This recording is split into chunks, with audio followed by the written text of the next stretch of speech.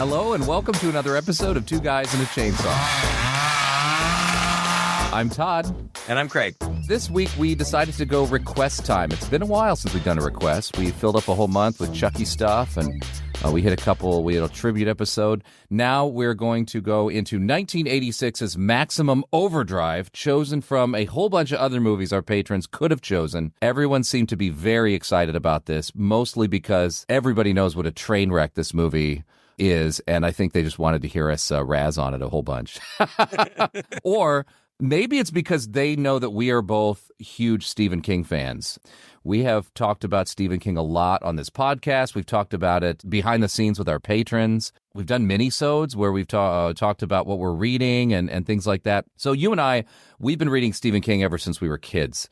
And we've done a number of movies based on Stephen King here. And we've talked about how it seems like the more involved Stephen King is with the production of a movie, the less critically and commercially successful it is. Yeah. And Stephen King couldn't be more involved with a movie than this one. This was his first attempt at directing. And his only. First and only. He even says, people have asked him, well, why haven't you directed anything since Maximum Overdrive? And he said, why don't you go back and watch Maximum Overdrive? Although he's also claimed that he was pretty coked out of his mind when he was doing this movie and would like to have another opportunity, perhaps in the future, to direct something while he's sober. You know, that is an unfortunate part of his past, too. I know that he said that about books he's written as well. So here we are with Maximum Overdrive. We're going to take it at face value as it is, starring the inimitable Emilio Estevez and a host of characters who you will see. I mean, we could spend half this episode just going one by one through the character list here and talking about their own careers, because it seems like everywhere you turn, there's a familiar face. And I did not remember that about this movie. In fact, now that I've seen the movie, I'm questioning if I ever have seen it before. I do not remember anything about it. So I'm pretty sure I'm going to go on record saying this is my first time seeing it. How about you, Craig? I've seen it a bunch of times. When I was a kid, like an adolescent, I don't know, between the ages of 12 and 15, I would go for a week or a couple of weeks every summer and hang out with my cousins, Nick and Steve, who Nick was a year older than me and Steve was 2-3 years older than me. And we'd ride bikes and have misadventures and stuff. It was awesome. You know, it was totally this was probably literally in the 90s, but it was such an 80s thing. It was a boys' summer. The Goonies experience. It was amazing. And we would, ride our bikes to one of the two local video rental stores in their town and rent R-rated movies. And just Steve, the oldest of us, would be like, yeah, our dad said it was okay. And they just rented they didn't care. No, they didn't care.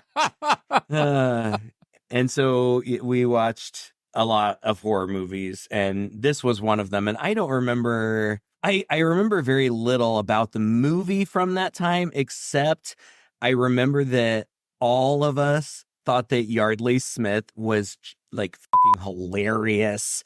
And we were quoting her from this movie for years. I'm sure I could still Curtis, are you dead? That's one of the better lines.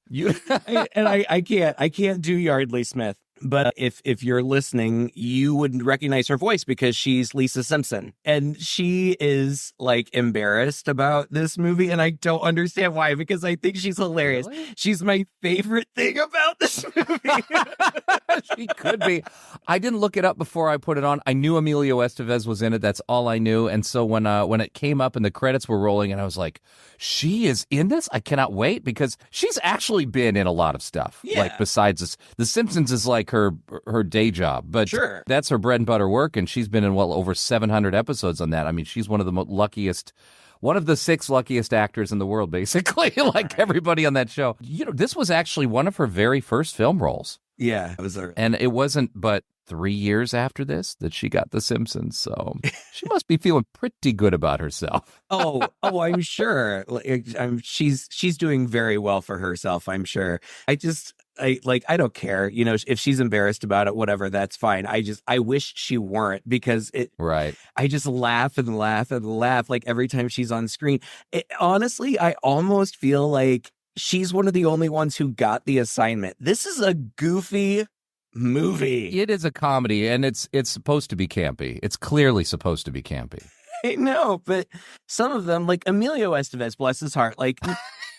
I like Emilio Estevez. I think he's a good actor. Those Brat Pack movies I grew up on, loved Young Guns and Young Guns 2. Like I'm seriously a fan of Emilio Estevez.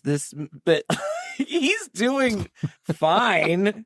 He's doing fine, but yeah, it's goofy. He has far more reason to be embarrassed about this movie than Yardley Smith, for sure. A lot of it's the writing, though. Obviously, it's the writing and the directing. Something about, as I was watching this, I was thinking about reading it instead. You know, I was like... Me too!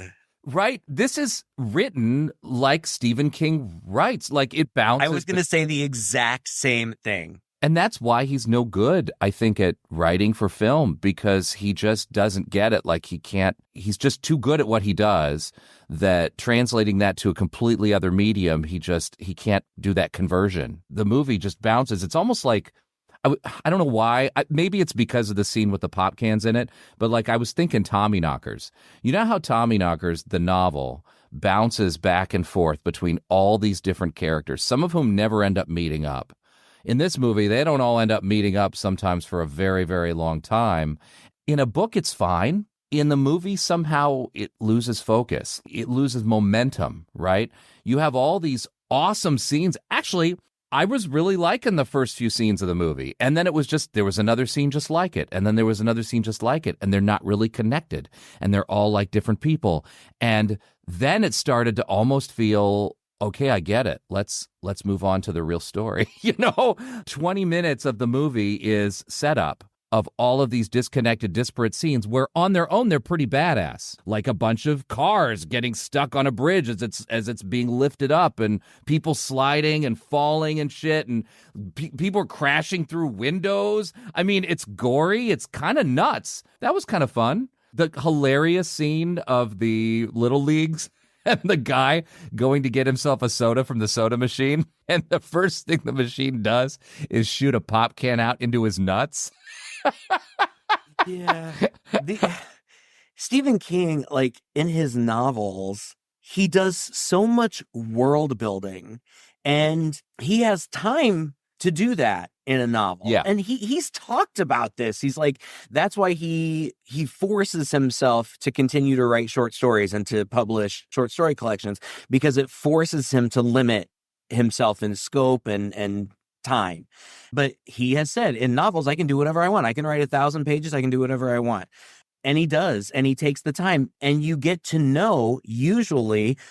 well, I don't know about usually, but a lot of the times, like a whole community of people, and you get to know them pretty darn well. Yeah. So that then as things start happening, you're engaged in all of these people.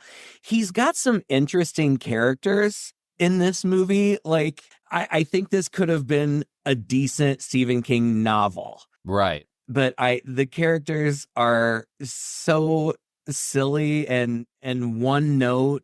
Yeah. There's too many of them. Oh, there's so many. I didn't know who half of them were, and I didn't care. No, I didn't know their names. I tried writing names down, and then it was like I got the names wrong. I thought they were being called one thing, and then halfway through the movie, it turns out his name is... I thought that Joey was Job, and I thought that Henry's name was Bubba. Well, that's because the boss... that guy is famous too. What's his name? Pete Hingle. Yeah. He's been in tons of stuff and has played this character like a bunch of times, it seems like. Yeah. But it was confusing because I thought his name was Buddy because he calls himself Buddy. Yes. He's on the phone. Tell him it's Buddy. But he also calls everybody else Buddy. That's the only name that he is familiar with. And that's just everybody's name. Except for Joey. He calls Joey Joey. I guess they have. They have a special connection. I don't like... there are so many things to talk about as like I think about Joey, and then I think about that scene in the movie where Emilio Estevez has a conversation with Joey while Joey is on the toilet. Yes. They are just having a conversation, and he's like farting and making sounds. I was like, Nobody would put that in normally. I mean, outside of a Jim Carrey movie or something. Right. I mean, obviously, it's sound effects put in later, obviously, but it's so silly. Like, it sounds like somebody's off to the side with like a fart machine, like. Tell me, man, has he really got a lot of firepower down in the cellar? Well, you heard him tell me to shut up, didn't you? Oh, come on, Joy, this is serious. He's got a lot. Well, what else? Flamethrowers, rifles, what? You're going to get us in an awful lot of trouble, man. In case you didn't realize it, buddy, we already in trouble. Talk to me, Joey. And then I don't even like talking to other guys at the urinal. Like, don't talk to me. Oh, yeah. While I have my dick out. Like, this is weird, but I can do it. Eyes to the wall. There's a protocol. Yeah. It's fine. Do not talk to me if I am taking a shit. I don't want to talk to you. I'm doing something. Yeah. And also, if you, Emilio Estevez, come up over the stall to have a conversation with me, I am going to shoot you in the face. I am not okay with that. That was the weirdest thing, the weirdest scene. It was one of the weird scenes. There are many weird scenes in there here. Are so many. Okay, so we should probably talk about the premise, right? Yeah, which I wasn't expecting. Oh, it's so silly and stupid. It starts out with just like it's space, and then it pans down and it's Earth. I didn't think this was that kind of movie that I was going to see. I know. Like a Star Wars intro for. Well, it felt like Killer Clowns or something. And then, not even a scroll, just a big block of text comes up, and I wrote the whole thing down. Okay, here we go. On June 19th, 1987, at 9:47 a.m. Eastern Standard Time, the Earth passed into the extraordinarily diffuse tail of Rhea M, a rogue comet. According to astronomical calculations, the planet would remain in the tail of the comet for the next 8 days, 5 hours, 29 minutes, and 23 seconds. Right away, you know this man should not be writing a movie. This has seemingly nothing to do with the events of this movie. Like, we do not need this. Like, we do not need an explanation. This isn't an explanation anyway. Right. Like, oh, it's because of the comet. And the road twitch girl, Brett, at one point in the movie, she's just like, I think it's the comet. And that's it. Like, that's the only time they ever talk about it. There's the green stuff in the sky all the time. Yeah. That's fun. Which all this raises big questions for me. Is that a thing? Can the Earth be engulfed in the tail of a comet? Wouldn't that be like a big ass comet? And wouldn't it have to like pass through the Earth? I don't know. Whatever. Immediately, like, it just jumps right in. The machines are going crazy. No, the machines are insulting everybody. Yeah. The flashing thing, like the bank marquee says, F you. And then Stephen King goes to the ATM. Honey, come on over here, sugar buns. This machine just called me an asshole.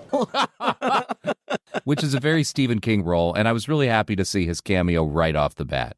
I guess when you're a director, you can do that. Maybe he wanted himself first thing in the movie. I like when he cameos in his movies. He's not a good actor either. No, but it's fun. Anytime I throw these jabs at Stephen King in the back of my mind, like, you better hope he doesn't hear that. Stephen King, if this somehow gets to you, I am a huge fan. You're one of my favorite authors.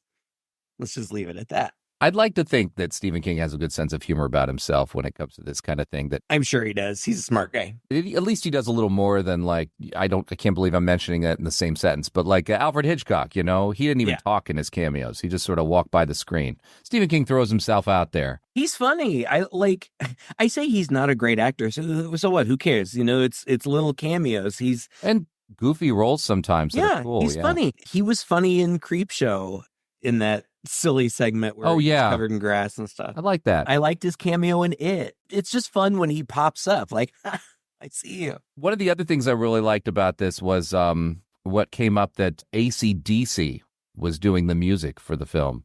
And I didn't realize they were also more or less writing the score. I'm a big AC/DC fan, really love their stuff. They're just nice, hard rock, 80s, 90s. They're still performing. I've been to their concerts. It's high energy, just great show, just unabashed, heavy, fun stuff, which I actually thought suited this movie about heavy machines quite well. Heavy machines and highways, that's what these guys are all about. And I mean, that's a plus, you know, if you put, you know, the checks on the positive, the checks on the negatives with the movie, I thought that having AC/DC was a solid choice. And there was that cue that came on. You know what I'm talking about? Especially the first, I don't know, 3 or 4 kills. There would be suddenly this like riff. That went on just a little too long.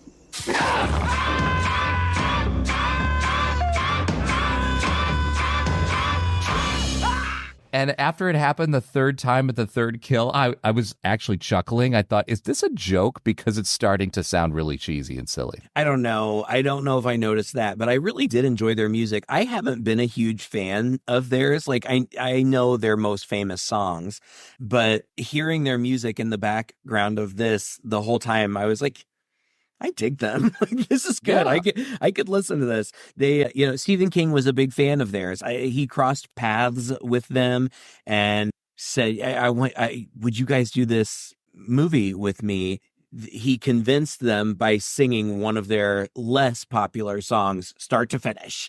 And they were amused enough and thought, if you're that big a fan, we'll do it. He wanted them also to appear in the film, but they were like, no, we're not actors. So they didn't do it. Probably a smart move. Well, Stephen King himself is a pretty decent, from what I understand, guitar player. I mean, they have a little band of misfits they throw together. I can't remember who all else is in it. That's just a bunch of like Alice Cooper might be in it. I don't know. Like they just they get together every now and then and jam and have performed in shows and stuff. And he clearly, music is something he's been into. So I wasn't surprised that when he had full control, you know, that he went this direction. It was pretty nice.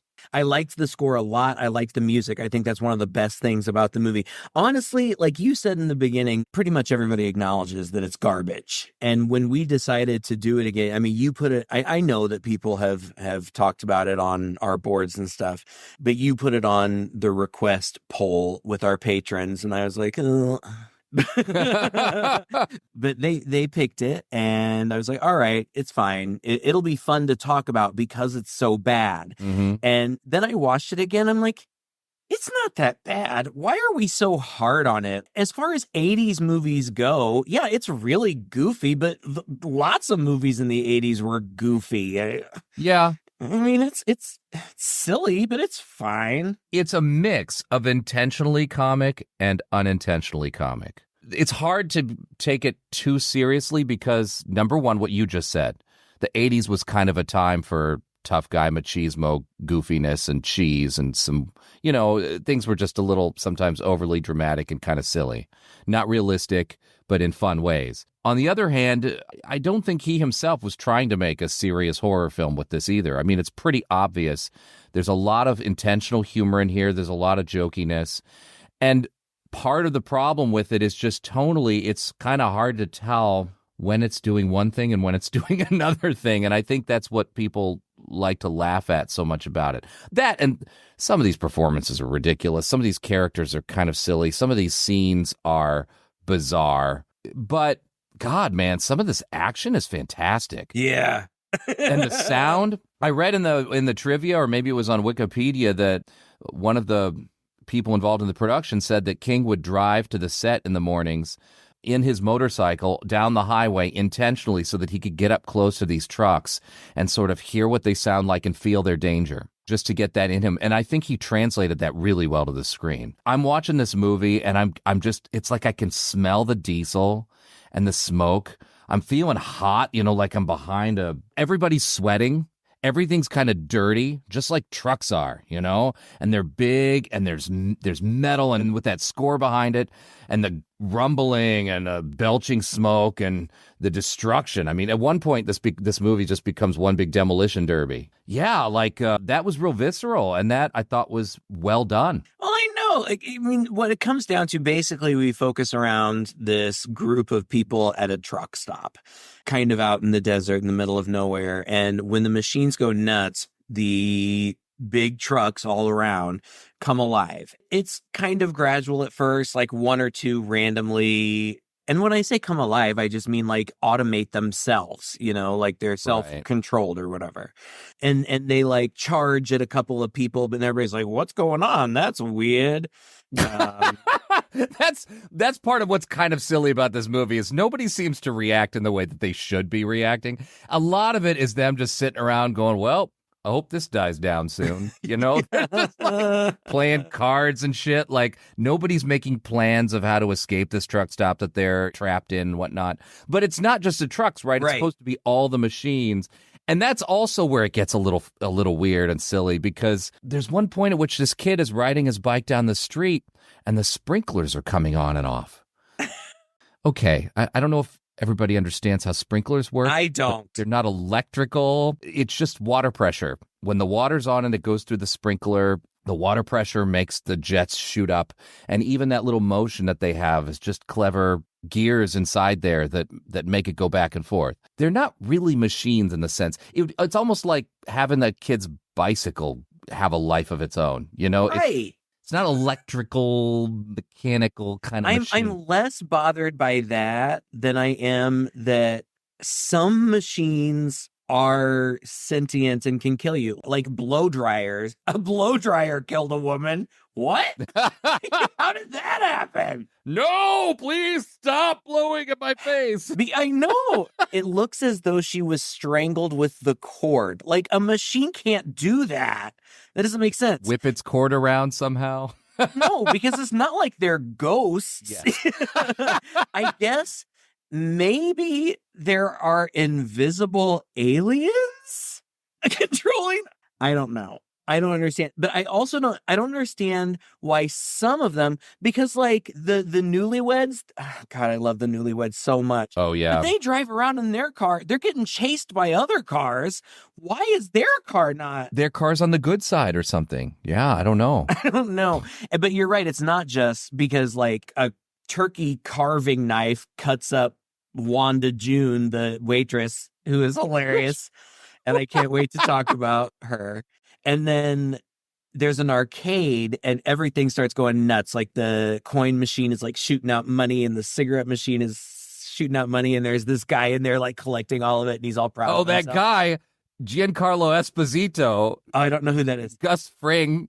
Did you ever see Breaking Bad or Better Call Saul? No. He's one of the main baddies in that movie, in that show. He's absolutely wonderful. And to see him pop up in this movie earlier in his career, I couldn't believe it. It was so much fun. It was hilarious because he loads up on all that stuff, but then one of the video games like hypnotizes him.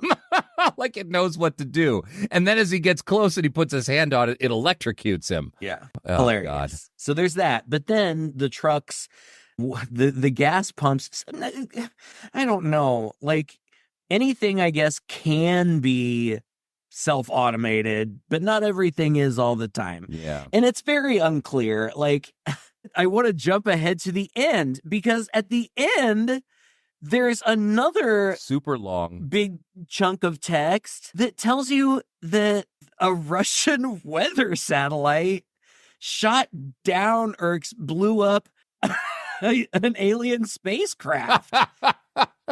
What? I don't get it. Yeah, I thought it was the shadow of the comet, and now it's like, was the comet harboring an alien spacecraft? And I just laughed so hard when that came up on the screen. I thought it was just a big joke. Oh, God. Emilio Estevez talks about it at some point, too. Emilio Estevez is our hero, all 5'6" of him. And I'm a short guy, too. I'm just making jokes. You're jealous. You want to be a hero. It's fine. You could be a hero, Craig. I could be Emilio Estevez, I think. Fair enough.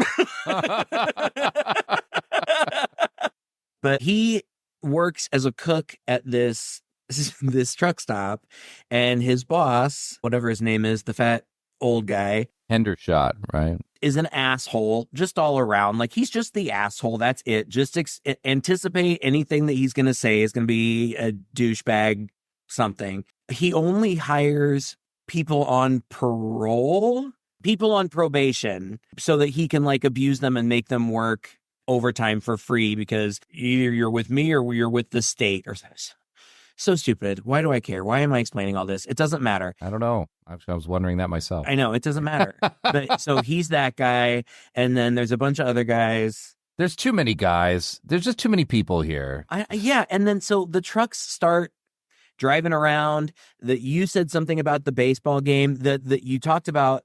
Not only does that soda machine shoot the one guy in the nuts, it then also kills him by shooting him in the head with a can. I suppose if you got pelted hard enough, it's like being stoned. Yeah, it's like being stoned. Right. Not the good kind of stoned.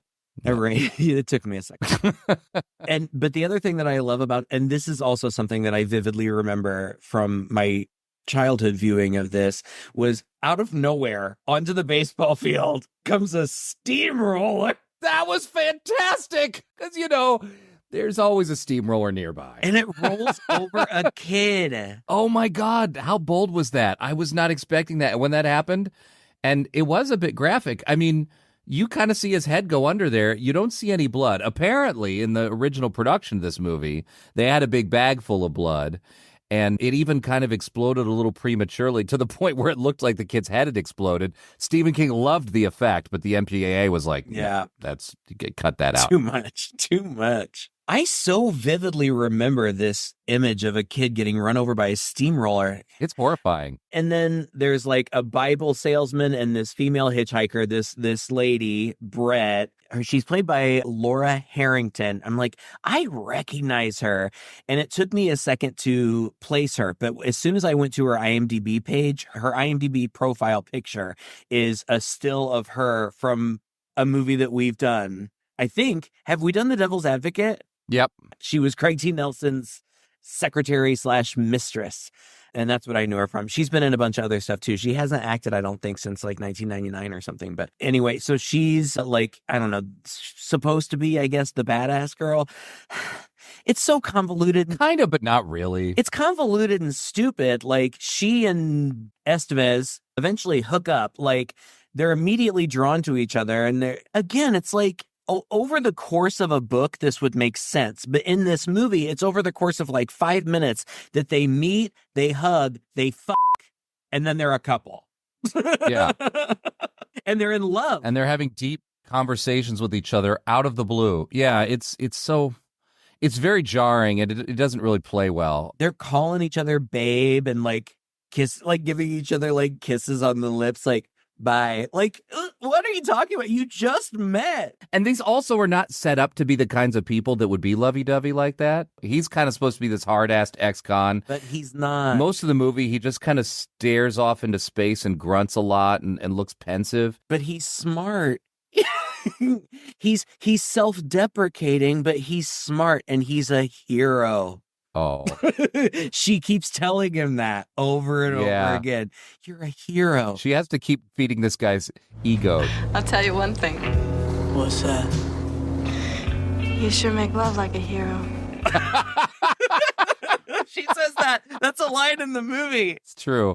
A lot of these lines, again, I was thinking, if I had read this in a book, it would have played a lot better. In the movie, it just comes out of nowhere and it just feels corny. Super corny. You say that he's the hero, but it's really hard to tell. We did what, Predator, 2 weeks ago, 3 weeks ago? And even though Predator starts off as an ensemble film with all these characters, they have a role to play, you're never in doubt who the main guy is. Who's the guy who's ultimately going to save the day? And movies just kind of tend to follow that formula, especially big action movies like this. It's like when we watch a horror movie and it's like, oh, well, she's the final girl. That's projected from the very beginning, and she's in it enough, and she's the person with enough agency throughout the film that you've got time to get behind her, and you've kind of got time to see what she's made of, and she has the opportunity to solve some problems, to get some people out of some scrapes, to barely get away. And so, it's just like, it's kind of a thing that we do with cinema. There's that like central protagonist. Emilio Estevez, like, he's got about as many scenes as anybody else in this movie. And most of the time, he's not doing anything until he gets an idea about 3/4 of the way through the film, and then, okay, now turns out he and a couple other people are going to be the ones to go out and take care of this guy who's stuck across the road. And then he's the one who now suddenly has a great idea about what these people really want, about the aliens. They're going to come and sweep the earth clean before they come. God. Yeah, I don't know. I mean, I thought that it was pretty clear that he was supposed to be our main character, but just because he is the young famous guy, that's all. He's top billed. That's it. But there are so many side characters, and eventually they all converge. Most everybody is at the truck stop, and eventually everybody converges there. But there's this pair of newlyweds, Curtis and Connie, and Connie is Yardley Smith, and they have so much great dialogue. Curtis, what is going on? I don't know! One of my favorites was when they were putting her down in the sewer, and she was like, I bet there's spiders down there. Oh, I hate anything with more than 4 legs. I can't do this. I'm just going to keep... Oh, don't drop me now. I'm delicate now. I'm just going to keep talking because it's dark. Like, she just keeps going and going and going and going. She's just talking all the time in that hilarious voice. And although her Southern accent comes and goes. I didn't notice. I was just so amused. As a voice actress, I do wonder if that's part of why she was embarrassed by her performance in here. What are you doing? I'll be right back. You ain't going. There's a man laying hurt out there, honey. There's gonna be a man laying hurt in here if you don't quit this foolishness. If it was your man out there, you'd want someone to go, wouldn't you? Well, it ain't. You're not going. I'm going. Don't make me a widow on my wedding day, Curtis. But anyway, and then there's a kid, Deke, who is the son of one of the guys who works at the truck stop, who gets killed immediately. Well, first he gets diesel in his face. Now, Stephen King doesn't pull punches in his books either, but I felt like this was this was kind of mean to have this one guy who's concerned about his kid, and he's like, I have to go out there. I have to find my kid. And he takes 2 steps out the door and gets he explodes, basically. Yeah. Because that could have been that's mean. And it also could have been kind of a thread that went through the whole movie. I mean, I was just thinking about how many different directions you could have taken this. Maybe it's because, recently we saw a much better film with a similar scenario, The Mist, right? Right. You've got all these characters. Everybody's got their own motivation. This woman needs to get home to her kid, right? This woman thinks that Satan's coming to harm them. This guy thinks they should never go out or do anything. This guy's like, no, we need to charge forward to them. And, the story is the conflict between these characters as they're trying to sort out what they're going to do. The plot unfolds as each of them kind of get their chance, and we see what happens. Well, here, this guy could have been struggling to see his kid we kind of knew that this was his kid. Kind of. It wasn't told to us directly, but there's the only other kid in the movie. Right. So I sort of figured, all right, this is probably what's going on. And so, that could have been a thing. Oh, he's coming here. He's trying to get to them. No, don't go out. I just didn't expect him to die the minute he was like, no, I need to step outside and see my kid. Yeah, well, and then, so the kid, Deke, is trying to make his way to the truck stop to his dad, and we follow that for a long time. And we see so many things through his eyes. The dead dog with the toy car in its mouth. What? I don't remember. What was that? I want to know how that went down. I really do. Car crashes all over the place where people are hanging out of their windows. Comically just hanging out the window with their tongue out. I mean, sometimes it's a little silly. It's very silly. Everybody that you see in a car is hanging out. And yet, otherwise, everything else is very quiet and pristine. Yeah. I just don't understand. It's a completely suburban neighborhood. And I was like, did everybody leave? Is everybody cowered in their homes? Or are we to believe that everybody is sitting dead in their homes? Yes. And the only evidence we have of that is that every now and then someone's hanging out the window with the cord around their neck or something like that. That's the direction he chose. Uh-huh. And it's nutty. And there's one part where a lawnmower starts chasing the kid. It comes to life and starts chasing a kid. I read that there was a terrible accident where that Yes. lawnmower went out of control and like ran over a block of wood and shot shards of wood everywhere. And some guy on the crew lost an eye. The cinematographer Armando Nanuzzi, who, by the way, had asked to remove the blades from the lawnmower. And he wasn't the only person on set who had asked to remove the blades. And against all logic, really, King was like, no, it'll be more realistic if the blades are in there. And they're like, but you're never going to see them. He's like, no, they need to be in there. And thanks to that decision, he lost an eye. And in fact, this was one of the last movies he did because he was pretty convinced that nobody would want to hire a director of photography who no longer had any depth perception. And so he retired years after this and then died not long after that. I mean, it's really kind of sad. I think he got a $18 million settlement. Well, that's what he sued for, but they settled out of court. So I don't know. Oh, right. I mean, I hope he got a good settlement. He deserves it. That's, to be fair, Stephen King doesn't like this movie either. He admits, I think you maybe already said before, that he was coked out of his mind for the duration of filming. He said, I didn't have any idea what I was doing. Some people believe that George Romero ghost directed this. And I guess King he's just never addressed that, but he was apparently on set quite a bit. Yeah. Yeah. He has said that that Romero was on set the whole time, all the time. And that's fine. I mean, they're friends. They've been, this was post Creepshow, right? Yeah. Yeah. So, they're friends, they're collaborators. If he got help, however much help, whatever, that's fine. But I imagine that accident, I'm sure Stephen King felt very bad about it. Because it's pretty terrible. But anyway, they're eventually all there. At some point, all the trucks start circling they're just driving around and around and around, which I don't understand other than it's menacing. Yeah. What is their purpose? I don't know. If their purpose is to wipe these people out, just wipe them out. If they don't care about the people, leave. All they're doing is running down their gas. Yes. And then later they need to be filled up. Doesn't make any sense. Which is a whole other thing.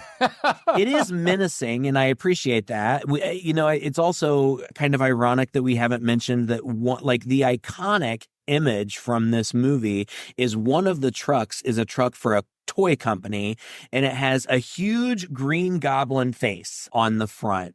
And I just remember thinking that was so badass looking when I was a kid. Yeah. And when I saw it on the shelves, I think that ultimately when I saw the movie, I was a little disappointed because I thought that was going to be more of a thing. I thought it was really going to be like a demon truck. Yes. With a face. And again, another missed opportunity, right? Where's the primary antagonist? Have you seen the Steven Spielberg movie Duel? It's about a killer truck, a truck we think is driving itself. It's actually probably driven by a person, but the person is so understated deliberately that it just feels like the truck is coming after this guy. And that does this great job of putting a lot of character behind this truck. And I sort of felt like the movie, when I first saw it this time, and also because I know that image, I saw it on the shelves too, I thought this was going to be like the leader truck. This is the primary mean, angry leader truck that is going to eventually become a thing at the end, like the last standing truck that they have to kill, which it actually kind of is. But during the movie, it's not. It's there at the beginning. He has a moment with it when he's filling it up with gas and its eyes glow red and stuff. I'm not sure what the logic is behind that, but I'm willing to go with all that. But no, it's just mostly other trucks. It's any random truck kind of running them down, and there's no point at which any of them seems to be particularly in charge. Then the machine gun truck comes in, and it's definitely in charge. What was that? What was that? Is that a thing? In what world is there a platform on four wheels that has a giant machine gun on a stick? That's the weirdest thing. But that Green Goblin truck, it's the only truck with any personality. And so I just wanted it to be more of a character. If you're going to give it a personality, make it a character. Yeah. And it is. I mean, ultimately, it's the last one that they face off with. And if it had been any other truck, it would have just been any truck. At least it's the one that we followed. I mean, I guess the machine gun truck is a character. More of a character, really. The ice cream truck, the song is King of the Road, which I thought was hilarious. The ice cream truck, kind of a running joke. Yeah, I thought that was... It's kind of a character, I guess. And they show up and get blown up. So these trucks are just circling or whatever, and they don't know what to do, except for at one point, after a truck tries to run down somebody, out of nowhere, the jerky boss man is just standing out there with a bazooka. He has a missile launcher. He just has a bazooka. It's crazy. And it's just jumped in like it's nothing. And then it is nothing for a while. Like, I thought this was going to be a moment. Oh, this is this comically good old boy, mean boss, cigar smoking guy who also happens to be a big gun nut and have an arsenal in the basement because, I don't know, he deals weapons illegally or whatever through his truck stop. But anyway, that is a good thing to have. Everybody in that truck stop should be on board with this. They could have easily, with what they had in the basement, just stood there in the windows and just had a stand against them. Back when there were only 6 trucks. The bazooka is for sure effective, but I don't know how much damage those machine guns are going to do to those Mack trucks. You just got to hit them in the gas tank. That's true. And they're sitting right there on the side. At least blow out their tires. You know what I mean? There are all these very simple and easy things that in a better movie, at least they would have talked about. Mm-hmm. And come on. Nobody talks about weapons after this guy pulls one out, shoots one truck down, everybody slaps themselves on the back, and then goes back in and starts playing cards and making out and chilling and sleeping. What? Well, it's fairly soon after that Emilio Estevez looks at that guy on the toilet and asks him, and they get down there, and it's so dumb. The boss man is mad that they found it, and why? This is in your interest too. Come on.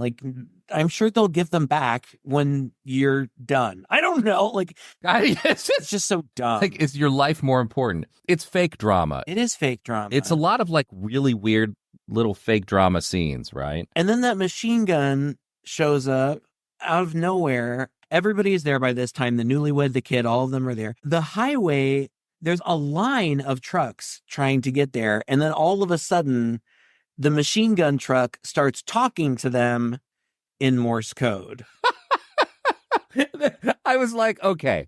So first of all, these trucks must know the English language. Second of all, they then also know Morse code because they've got to translate English into Morse code to be able to do it. So then they also have to just trust that someone inside there also knows Morse code. Only in movies does anybody know Morse code. It just occurred to me later, the machines speak in English. Yes. Why couldn't they just do that now? Exactly. Why do they have to do it in Morse code? That's stupid. They're in control of radios. Yeah. A drive-through screen talks to them later. Yeah. Oh God, so dumb. But anyway, they're demanding gas and they're like, send people out. They won't be harmed. Fill us up with gas. And so they do. And then there's a 10-minute montage of filling up trucks with gas.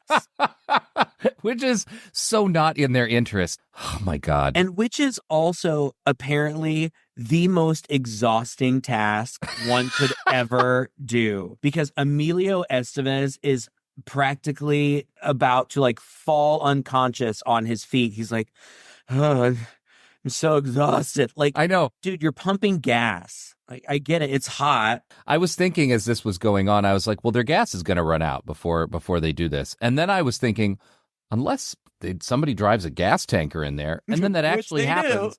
I was really happy. I thought, okay, so these trucks are pretty smart. They could actually keep this going for a while. But the only thing these trucks cannot do, these trucks that are going to menace the world if they're not stopped, they can't refill their tanks. Yeah. A hairdryer can use its own cord to strangle a woman, but they can't figure out the gas thing. Now, the gas tanks, pumps apparently are sentient enough that they can act like they're broken and then turn on and spray a guy in the face.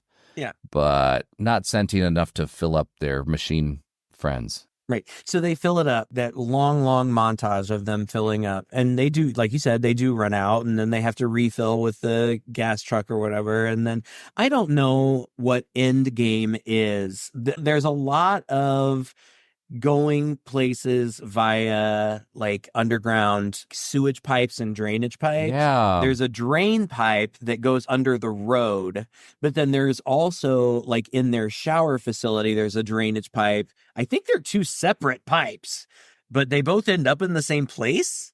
They do, yeah. And I just don't understand why, from the very beginning, once they discovered that drain pipe and figured they could go through it, why they only used it to go check on the Bible salesman who had been knocked off to the other side of the road and was screaming. Why didn't they all just pile in at that time? The only thing keeping them from leaving the gas station is these trucks circling around, except for that pipe. Right. Which they seem to be able to get through pretty easily. So, well, Emilio Estevez has this big revelation about brooms. Oh my God. That is one of the wildest. He has a monologue. He's like, Imagine you're a race of aliens, right? And you're looking for a new place to live. Say you're looking for a planet, like you and I, like we'd look for a new place to live. A new house or something. So here's Earth. Well, it's like this big old house. And it's kind of polluted. Dirty and smoky. Grease on the walls. Soot in the chimney.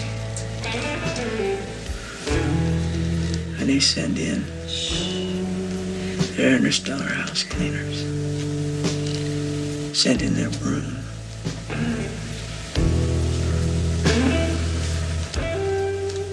Sweep us all up. oh my God, what? Okay. and it's out. But then his other revelation, I heard about this island you can go to. Oh my God. They don't allow motor vehicles on. I used to crew on big sailboats, and sailboats don't have motors. We need to get a sailboat, go to the island with no vehicles. I was like, where is the water? What? We've got to get to water. I know, it looks like they're in a desert. I don't know. But apparently they're coastal. I don't know. I was thinking about Mackinac Island. Have you ever heard of Mackinac Island or been there, maybe? No. I lived in Michigan for a while. Mackinac Island was famously like they didn't allow cars there. Yeah. But I'm pretty sure they have machines of other kinds. Yeah, I've heard of places like islands, communities, or whatever that only allow like golf carts or whatever. So I can believe it. That's fine. But so they only stay there until they don't, because there's not any reason. Like at one point, the machine gun goes nuts and kills a bunch of people who I don't know who they were anyway. So who cares? Oh, except for Wanda Jude. We made you. Oh my God. She has a flip out, not once, but twice. We made you! No, get back! Didn't you understand? Want to know? You can't do this! We made you! Not once, twice. And it shoots her, but she has also grabbed that missile launcher, which apparently stays loaded and has a very loose trigger, because as soon as the machine gun shoots her, she kind of falls back and accidentally the missile launcher goes off and hits a truck. And I don't think that's how those things work, but Yeah, I don't know how they work. Anyway. I read that they're one use only, like you can't reload them, which I thought was really wasteful. Well, just as much as that machine guns go through bullets really fast. I don't think that tiny little box of bullets next to it would have lasted past that first barrage, It's ridiculous. Yeah. And they talk about like they could plow us down whenever they want, but they don't. I don't know. Eventually, I mean, again, there's nothing really that sparks this. They just decide that they're going to leave, and they do. And that's the moment that the machines decide that they're going to kill them all, apparently, because as soon as they're gone, they're not even to the other side of the road yet in the underground tunnels. The machines, who have just been circling all this time, suddenly decide that they're going to plow the place down and blow it up. And they do. They plow it down, they blow it up, and then they leave. The 8-year-old in me just loved that scene. I loved watching those cars and trucks plow through that building. Yeah. So fun. It's like watching a demolition derby. There's one very gratuitous scene, which goes on for way too long, but it's fun nonetheless, where a bulldozer is going over a car over and over and over again until it's completely flat and takes down some signs along the way. It's pretty nice. Yeah, it was fun to watch. You said it earlier, and I agree with you. There are some really fun action pieces in this.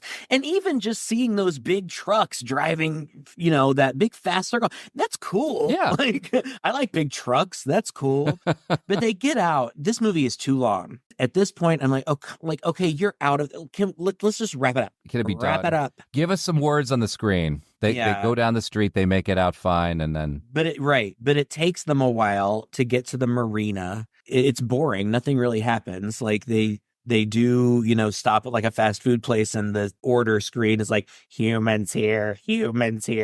And the kid shoots it with a machine gun. I feel like Stephen King was trying to hit some kind of emotional chord with this kid. Like, let's kill off his dad early on. And then when he gets back, we're going to have to tell him that his dad's dead, and he's devastated, but he's pissed off. And then we'll give him a machine gun, and he'll shoot the drive-through screen, and that will be his epiphany. And he'll like, I don't want this anymore. He takes the gun off and gives it to Brett. The girl is like, I don't want this anymore. Like, he has had his vengeance, and he doesn't want any more violence. He always hated drive-thrus. It's so silly. It's stupid. Then they get to the arena, and the Green Goblin is chasing them. I don't know how or why. Well, it just kind of appears magically because they all get there just fine. They're able to get in there just fine. They all get on the boat, and one guy decides to hang back because he notices another woman, who's hanging out the window with a giant, larger-than-life, comically large diamond. It looks like a ring pop. Costume jewelry. Yeah, it's ridiculous. So he wrenches it off her finger and then spends about 3 minutes gazing at it and kissing it and whatnot, which gives the truck enough time to magically appear behind him silently. This big truck. In the fog. It comes on, and he turns around, and he looks, and he starts to... Oh, he gets hit, right? He gets smashed by that. Yeah. That's another thing about, like, those trucks will obliterate you. But they don't go from 0 to 60 in, like, 0.2 seconds. They take a while to get moving. Not at all. You would have time to get out of the way, unless you're an idiot. If you can't hear it, you definitely have time to get out. It's not a train. But Emilio Estevez grabs that anti-rocket launcher, which is always loaded and always prepared, and they all know how to shoot, blows up the truck, and that's the big ending. They get on the boat. And then as they were pulling away, and I see the marina recede in the distance, I see all these other boats sitting there. I'm like, why aren't those boats that do have motors coming to life and chasing after them? Yeah, I think there was, I don't know if it was a deleted scene or if it was just in the original script that a Coast Guard boat did come after them, and they had to like fight off the Coast Guard boat. Thank God we didn't. Oh my, right. Thank you so much. Because I'm ready for this movie to be over. And that dumb text comes up and says, the Russians shot down a spaceship, and then the comet went away just as predicted, or whatever. Like, who cares? What are you even talking about? What are you trying to do here? We don't know. We don't need this. It's so dumb. And then Yardley Smith is like, her ties like, Curtis, when are we going to get off this boat? I get seasick. Like,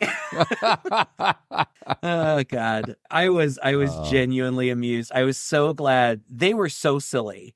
I liked Curtis too. He was less silly than her, but the two of them together were really silly as these, like they were married that day. She's wearing like flowers in her hair, and they're so wholesome. Was there a part where was he fingering her under a blanket? Yes. Yes, he was. Well, they had to have something to do. These guys are playing cards. This guy's eating a sandwich. This guy's sleeping. And they're giggling as he's fingering her. Yes, by the table. God. Yeah. Well, that was funny. I don't know. Ultimately, watching this movie again, I don't think it deserves all the hate it gets. We've seen much worse. I agree. And far more painful. This movie isn't really painful to watch. It's kind of amusing. No. Like, it's silly and stupid, but it's kind of funny, and there's good action.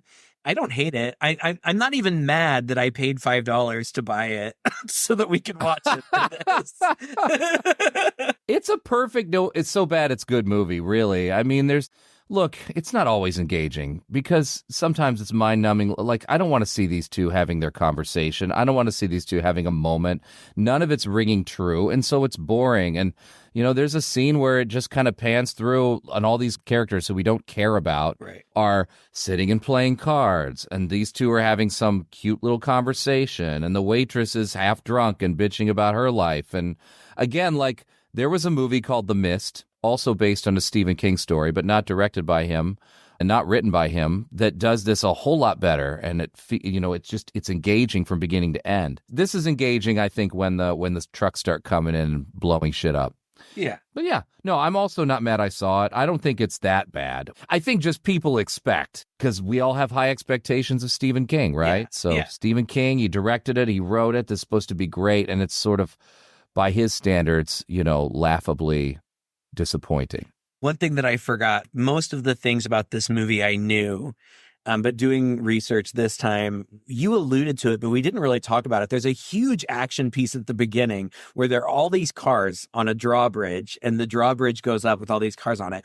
And it doesn't even seem logical. Like, it wasn't that steep of an incline. Like, those cars would have been fine, right? Like, I don't know. I don't know. The cars start like falling onto one another, and there's like a truck full of watermelons, and these watermelons start falling and like killing people. And the one watermelon falls through a woman's windshield, and the woman like screams and it smashes her. Did you know who that was? It was Marla Maples. Really? Yes. Former wife of former President Trump, Marla Maples, in her film debut as woman in car who gets killed by a watermelon in her face. That was a surprise. Some of it was pretty unrealistic. Like, I know as the car was like falling back, as it would hit, like somebody would fly out a broken windshield. Like, why? Like, they're sitting in a seat facing the opposite direction, presumably with a seatbelt on. None of that made sense, but it was fun to watch. It was action heavy. It was a great way. It was a great way to start the movie. Like, that scene, I'm like, oh yeah, I'm in for this. Yeah. And then it was a little disappointing, but no, lots of fun action stuff, lots of explosions, and I enjoyed it. I don't love it. I wouldn't say like, oh, this is a great movie or it's a hidden gem or anything like that, but it's fine. And I wouldn't discourage anybody from watching it. It's a goofy, good time. Well, thank you so much for listening to this, and thank you, patrons, for your requests. As we have said many times before, if you join our Patreon, patreon.com/Chainsaw Podcast, you can go there. For $5 a month, our patrons help us out a lot behind the scenes. Everybody actually sends us requests, but our patrons get to choose amongst our requests which one we're going to do next. So if you want to be in on that action, have access to mini-sodes, mini reviews that we do. We got a Christopher Pike book club we're doing right now. We have all kinds of fun chatter behind the scenes. Go ahead and give that a look. But the best thing you can do for us really is share this podcast with a friend or write a review for us up on your favorite podcast listening place. Until next time, I'm Todd. And I'm Craig. With Two Guys and a Chainsaw.